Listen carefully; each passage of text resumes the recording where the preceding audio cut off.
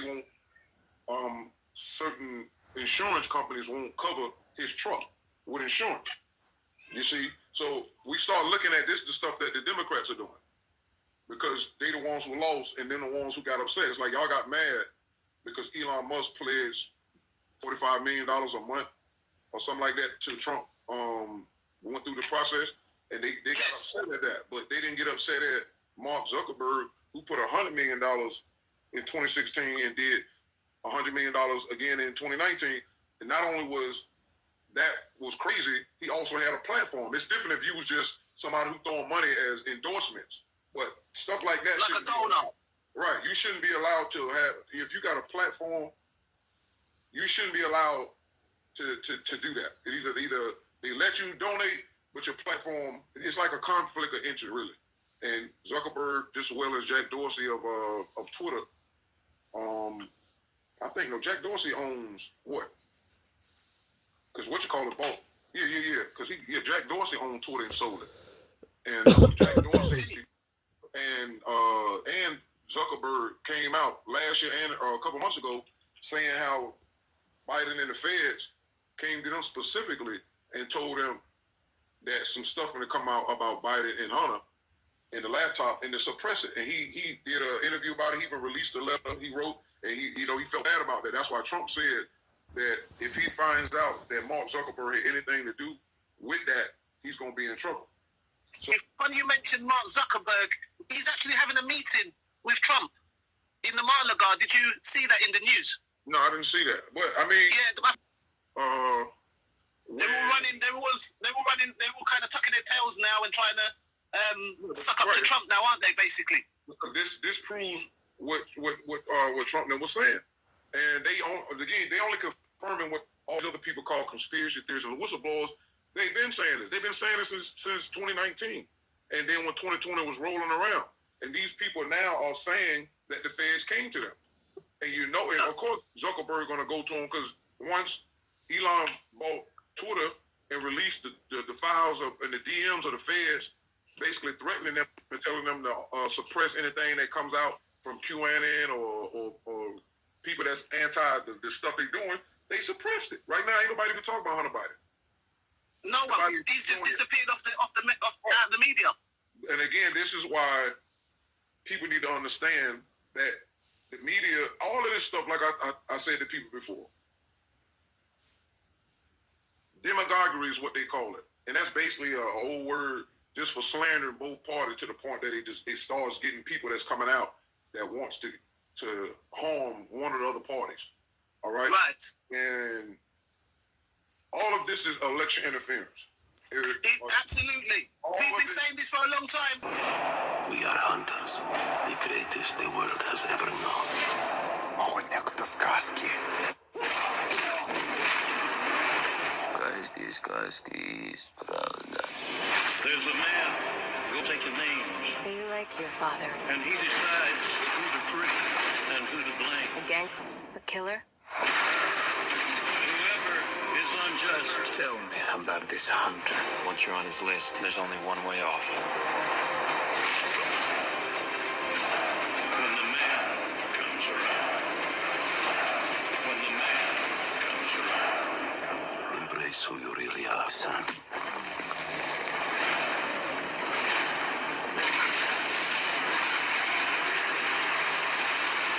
And you will become a legend. When the man comes around. An hour ago, a federal judge released more than 1,800 pages of documents filed by special counsel Jack Smith in the 2020 election interference case. It includes new details about former President Donald Trump's actions leading up to the January 6th assault on the Capitol. So I want to bring in CBS News congressional correspondent Scott MacFarlane right now. I know there are a lot of pages to go through, more than 1,800 pages that have been unsealed. But what are we learning about what has been unsealed right now? Oh, this is the legal equivalent of somebody putting Tolstoy's War and Peace in front of you over lunch and saying, enjoy this while you have your sandwich. 1,900 pages of legal documents is quite a Herculean challenge to get through. What is making this somewhat simpler is the majority of the pages, an overwhelming majority of those pages, remain sealed. They are blocked out from public view. They've been sealed by the court, potentially including information that should not yet be in the public view. So what's remaining? An awful lot of interviews with key witnesses and that House January 6th Select Committee. Remember that? They investigated January 6th. Some of the components of those interviews are going to try to buttress the special counsel's argument that not only did Donald Trump commit a crime, but that what he did in allegedly trying to overturn the 2020 election, conspiring to do so, was private action, not official action, that he did so as a citizen or as a candidate, not as the President of the United States, which is critical and weight-bearing in this case because on July 1st, the Supreme Court gave Trump some amount of presidential immunity for official acts.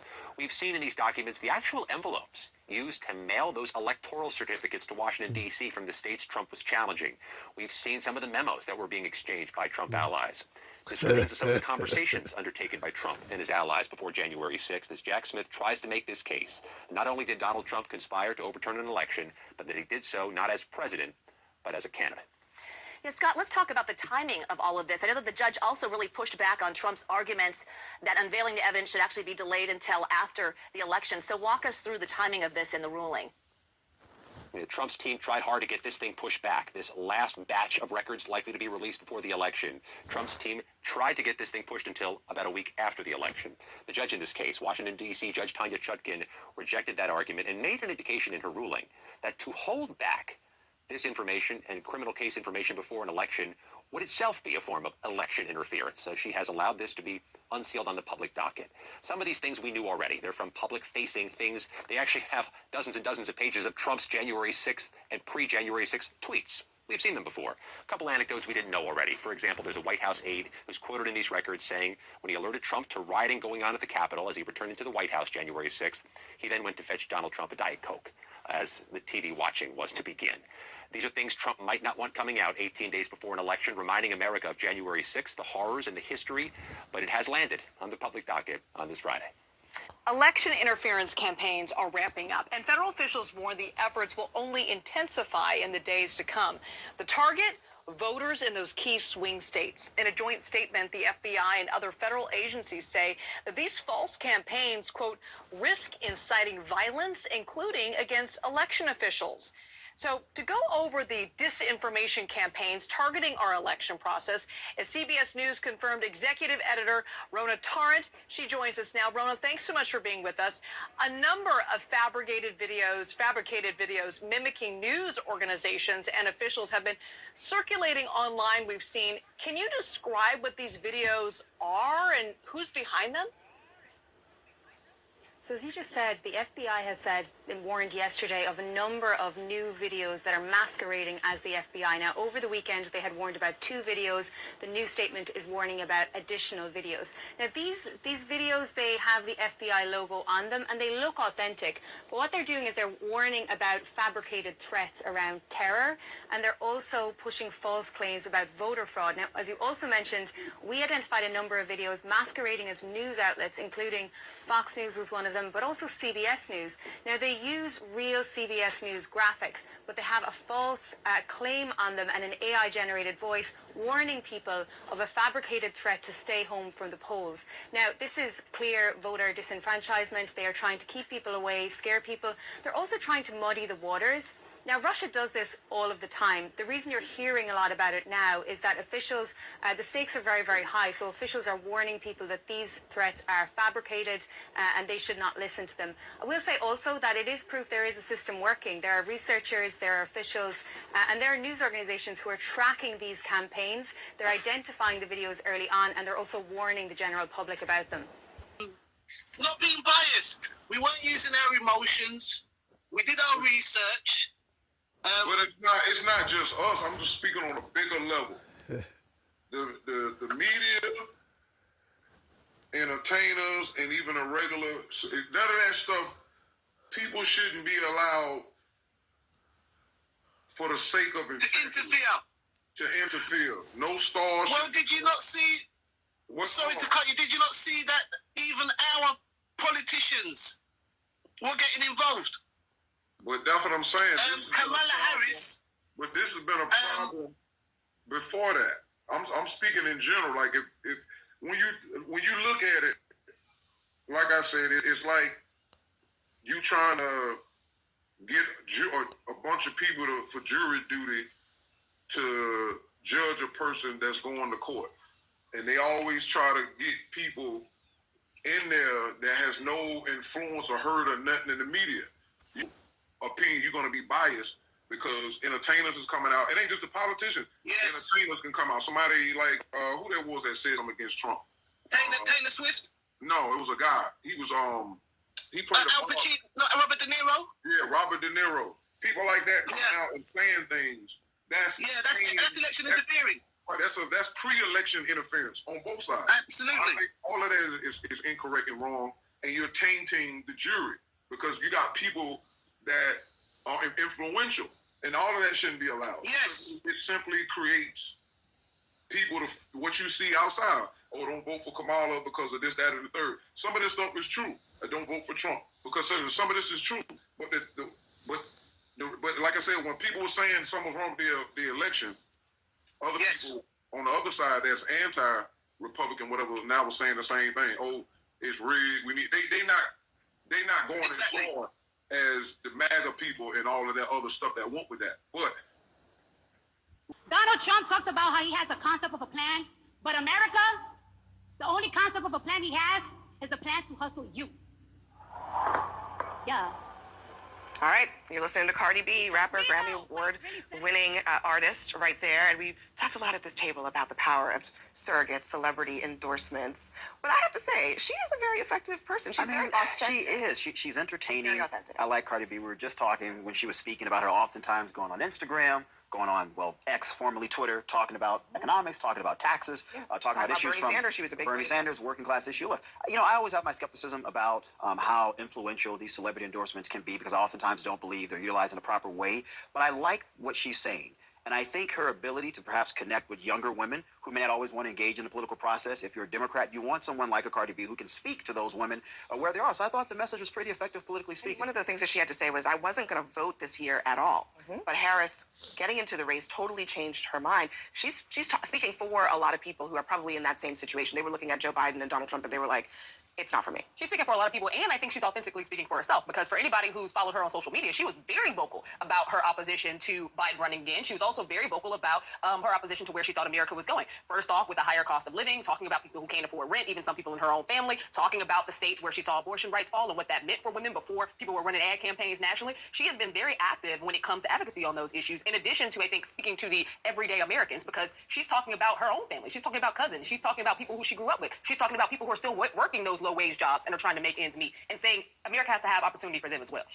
That's all well and good, but in politics we often use the phrase the deliverable. What's the deliverable? Oh, and I don't know what part. Okay, enthusiasm's not a deliverable, though. This is not Frank Sinatra getting the West Virginia primary for JFK back in 1960, and I'm reminded as I watched Cardi B. I don't know if anybody could do that anymore.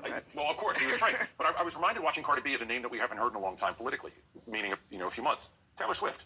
Now, I know she's giving a concert right now in Indianapolis, but remember when Taylor Swift endorsed Kamala Harris, this was the biggest, baddest, greatest thing that ever happened. What happened? Where's the deliverables from her? 400,000 people registered overnight. But are we seeing the text messages? Are we seeing the follow-ups? Are we seeing the deliverables that campaigns are They're trying still to always jumping on get? calls and donating and all those things, but I think that there's a those. huge difference between the advocacy of a Taylor Swift and one of a Cardi B. Again, because Cardi is somebody who has this long-standing resonance when it comes to political issues. This is not her first foray. Sure. Taylor came out and she came out. She was a great Bernie bro, but there was no deliverable for Bernie. But there is a tactical element to all of these rallies. I mean, not to diminish the sort of kind of the message and all of that stuff.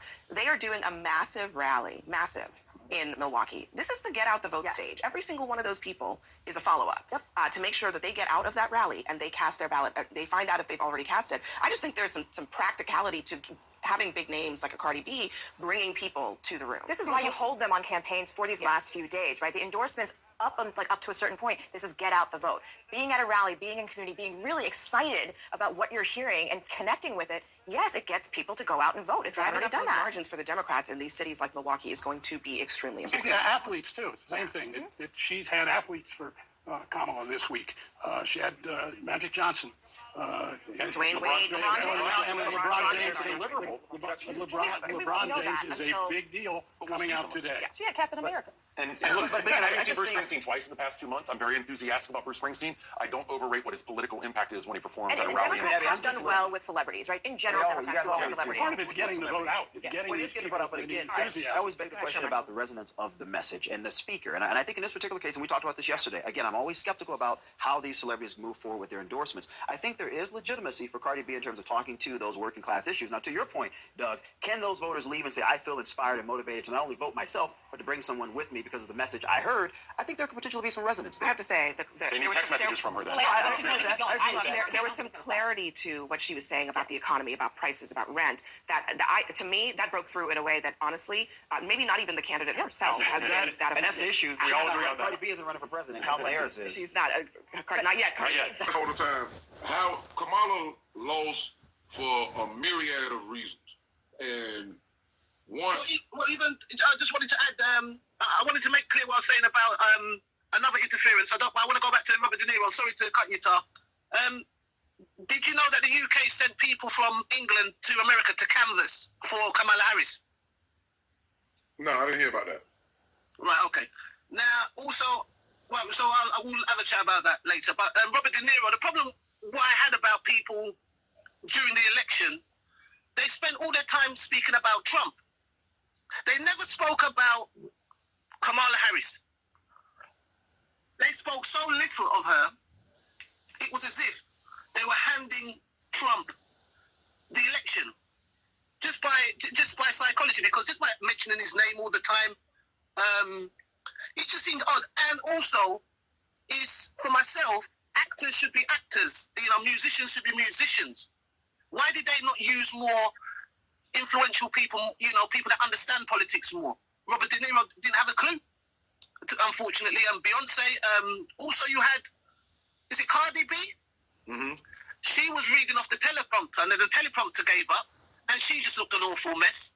And also, didn't just expose major issues with the polling that we were showed, it also proved that celebrity endorsements just do not work. Now, rapper Cardi B was so upset that people don't care what she thinks about politics, she posted this message before having to delete it a few minutes later. This is why some of y'all states be getting hurricanes. That's all I'm going to say. Pretty disgusting stuff. Florida. Patience, where are you, girl? I need patience over here.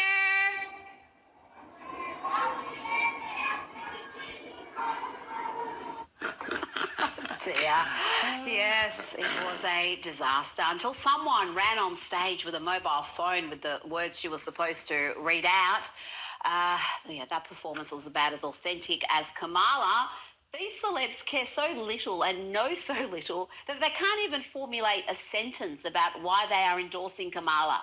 Election campaigns accusing UK Labor of sponsoring activists to support Kamala Harris in battleground states. UK Prime Minister Keir Starmer says the campaign is not unusual and he maintains he has a good relationship with the Republican nominee. A presidential election being watched closely all over the world and attracting political campaigners from overseas too, including the UK. Now the subject of a transatlantic row. The Labour Party's head of operations posted online last week that nearly 100 Labour Party staff, current and former, were heading to battleground states and said she had another 10 spots available, promising, "We will sort your housing." All right, man, so today we're here with Miami. All right, so look, man, where you from, man? Right here. Right? What's in that mic, man? You said what? What's in that mic, man? That shit smell bad there, man. This my nephew mic. Your nephew mic? Man, shit, god damn. Man, look at man. Oh, damn, that that shit's killing me. What you mean? I'm saying you trying to be a part of the interview or what, man? Yes, I'm trying to be a part of the interview, but that shit. All right, so look, Black History Month or Christmas? Christmas. Why Christmas? Because he keeps saying Christmas. You get gifts. Damn, that shit smell nasty. You don't like Black History Month? Yeah, I like that too, but oh Lord, man, fuck that man. What happened? Man, that mic stink, man. God damn, who mic this is? My nephew mic. Man, you need to get that mic back to your nephew, man. So you're not trying to be a part? On these people, they're actually apparently they're in debt. Kamala's the one that was reading off the teleprompter and it froze on her. Yeah, but Cardi B done it as well, Tom. Did you miss that one? I must have. But I go in the deep state's plan, right? And this is one of the problems that I was trying to tell Bennett now, and he couldn't understand. Could you go into that a bit more, because you never went into that properly with me? What is that? The deep state and globalism is the political term for the Illuminati. So when I was bringing this stuff up, I said, listen, the Agenda 21 is the original name of it. That's the that didn't change. That's still in the United Nations moniker. They just changed it as far as 21 stands for the 21st century. That's it. What they were trying to do, 2030, all that was the time frame. So when I was talking to Victor about that, I said, listen, he said, I heard a conspiracy, but I've never seen it. It showed. I said, there's no such thing as it's a conspiracy theory, because it's documented with George Bush Sr. went over there, put America into it, and then they started doing what they were doing. That's not a conspiracy theory. That's on the United Nations record. That was done. Yes. Right? Then they started... It's not a conspiracy. See, and that's the problem that we were having. So it went from Agenda 21, and then it went to all this climate change and all that stuff like that, and then it went to the Green New Deal. And the Green New Deal is just, over time, since the 70s, they've been playing the world's going to be destroyed in 10 years. Like from 70 to 80, they were playing with the climate. Nothing happened. Then 80 to 90, they kept doing this climate change threat and scaremongering every 10 years. And then it changed from the greenhouse effect and the ozone layer. All that was happening back then, right? And so, because I seen all of this, I know this what evil does, right? Yes. When you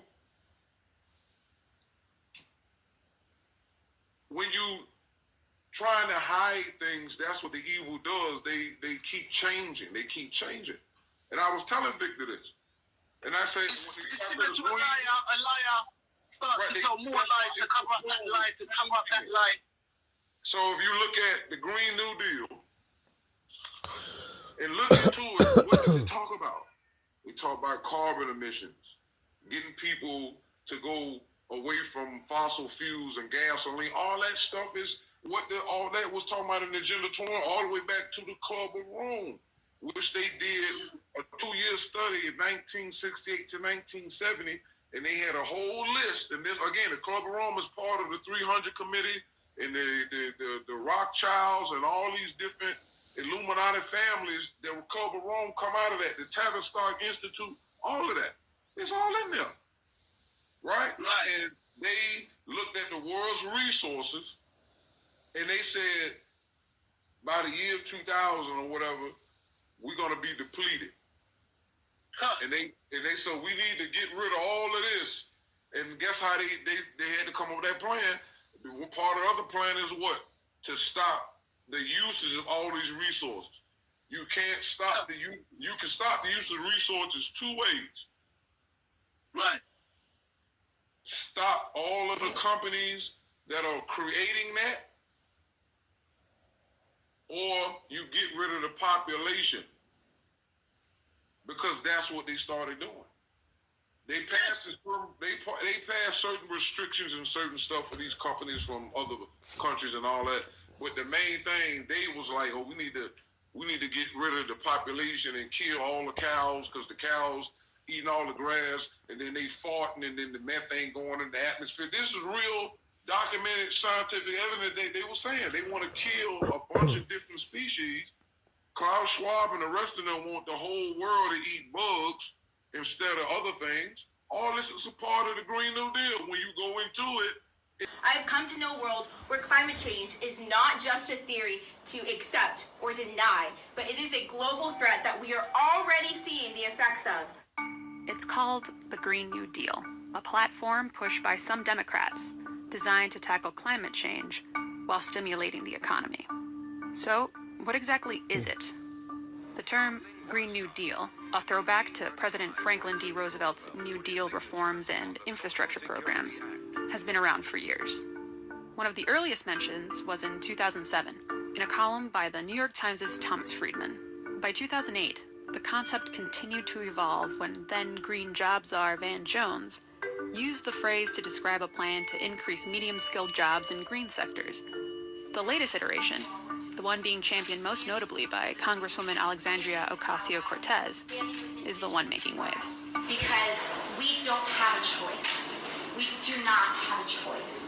We have to get to 100% renewable energy in 10 years. There is no other option. Some of its aims include transitioning the country away from fossil fuels, decreasing the use of carbon in agriculture, transportation, and infrastructure, and aiming to make the economy carbon-free within 10 years. It also seeks to tackle income inequality through a federal jobs guarantee program that assures a, quote, living wage. Many other high-profile progressives, from freshman lawmakers like Rashida Tlaib and Pramila Jayapal to more establishment figures like John Lewis, have shown support. And activists like the Sunrise Movement and Justice Democrats have staged protests and sit-ins on Capitol Hill. Despite support for the creation of a select committee in Congress, Senate Republicans have openly criticized the effort, calling the measure expensive and, quote, impossible to afford. And despite having the majority in the House, Democrats have also pushed for climate-based reforms before, like in 2010, and lost. And that's what Kamala was behind the Green New Deal. All that stuff was part of that. When I talked about Agenda 21, Agenda 2030, and I was trying to tell Victor that, he didn't want to hear it. Biden was a part of that agenda. Biden had something called 30 for 30.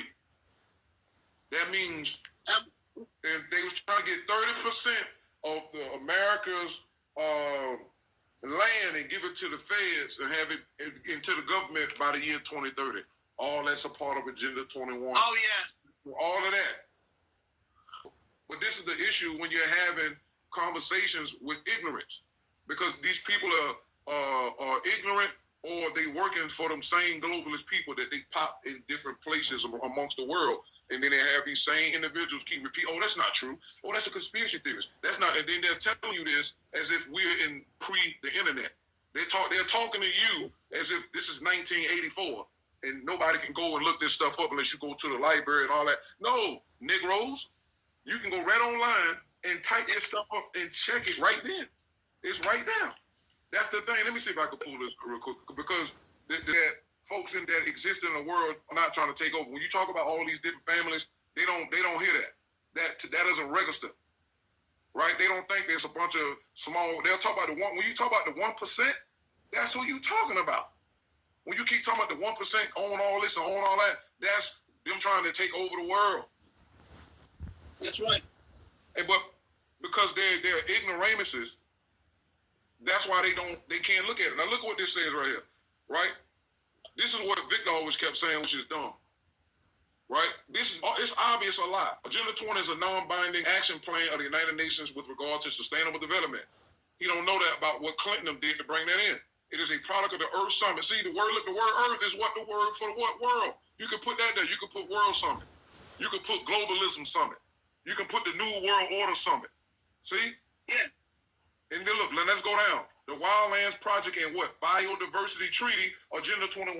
When we just left what Biden was talking about, it said what? 30 for 30, and they had the word biodiversity. And that means you're trying to take over 30% of the land of America and 30% of the oceans. That means other groups of individuals who don't live here is behind that, because it's all connected. That's all documented stuff, man. This is all documented stuff. It's in the book right here, Agenda 21. But when I was asking these individuals, did you ever read it? No, they didn't. Look right down here. Agenda 21 population control map for USA. I sent Victor mad videos. It's a Kamala syndrome. You have a lot of people like Kamala. This is why they did not want to talk about what her policies and what her policies She would didn't have any. Putting people in smart cities, the rest will be eliminated, and you only be able to go on vacation so many times a year in America. You won't have access to cars. You won't have to ride a train. All this stuff is there. That's the policy. If she told the public that, she would have never. She really wouldn't have got it. She really wouldn't have got as far as she did with that. That was why she could never tell you what her policy. Because she said, "Well, we want to talk about climate change." She did speak about that here and there. But climate change comes out of by the United Nations and Agenda 21 and biodiversity and sustainable development goals, and all that stuff about climate change is in the 17 goals of the sustainable development goals, which is pushed by the United Nations. To windmills and turbine, all that's in Agenda 21, all of it. And which also affects the people of the country. People lose their jobs, people lose land, people, that transition cannot happen in a short space of time. When I on my old YouTube, I put all that stuff about how the government underbiting them and the United Nations and them now. It's not they're working for them. They was attacking the Amish. Where the federal government didn't want the Amish using clean milk that they was making themselves from their animals. I had a video of them over there making them throw out all of that milk that was money. They was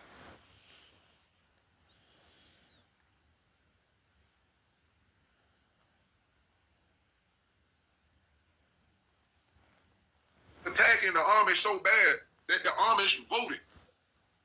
Because the Amish didn't they must have voted for Trump. Right, they went for Trump because Elon Musk provided bus rides to take them from there to the voting thing because of what the government is still doing. If you follow, I didn't see any of that. You're right. I had a lot of those shorts on my page. If you look, I had all that stuff. They helped Trump win because what they didn't realize, what human beings need, no matter where you are in the world, food, shelter, clothing, protection, and some type of way to sustain yourself. They broke those basic laws of America. Y'all brought over all those immigrants, and when I was over there, again, I made videos about it. I told Victor the same thing. I had videos called Leviathan 4 and 5 that dealt with a book that a white dude wrote early 1900s called The Decline of the West, how they was going to send in all these immigrants to Europe and America and help it decline because it's going to make the country go broke and drain the resources. This is what happened in New York, Chicago, and the other places, those 48 states that Biden was flying those folks in without going to the border, 300-some thousand people they brought in and dropped them off and was giving them United Nations cards, debit cards. They had money on them, and he was giving money to people that was bringing them in, and you was disrespecting the people that was right here.